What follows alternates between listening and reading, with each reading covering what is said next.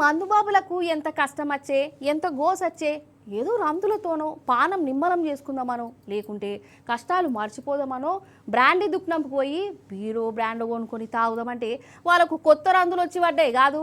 మందు తాగుడు తప్పు, తాగద్దు కూడా, పానం ఖరాబ్ అవుతుంది. ఇది అందరికీ తెలిసిన ముచ్చట్నే, అయినా కానీ తాగుతారు కదా. అయితే ఒక బ్రాండీ షాపులా ఒక కొత్త ఆఫర్ పెట్టిన వల్ల ఏందో చూదుర్రు మీరు. మైసూర్ పాక్లా మైసూర్ ఉండదు, బీరకాయల బీర్ ఉండదు, కానీ కింగ్ ఫిషర్ బీరులో మాత్రం ఫిష్ ఉంటుంది.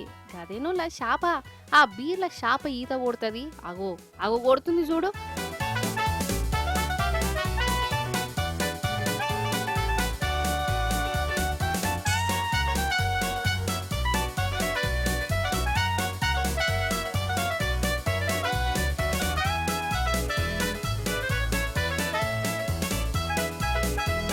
చూసినవా ఆ షాపది ఎంత రాజయోగమో.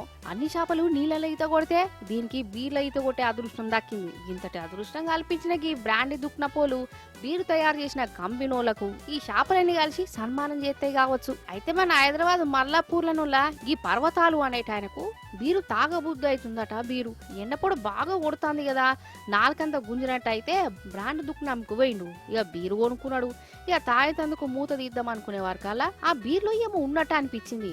పరీక్ష పెట్టి చూస్తే ఒక చేప ఈత కొడుతున్నది. నా బీర్ల చేప ఈత కొడుతున్నది, ఈ చేప నా కడుపులకు పోయి నా కడుపులో ఈత కొడితే ఎట్లా అని ఇట్లా నిలదీస్తాడు.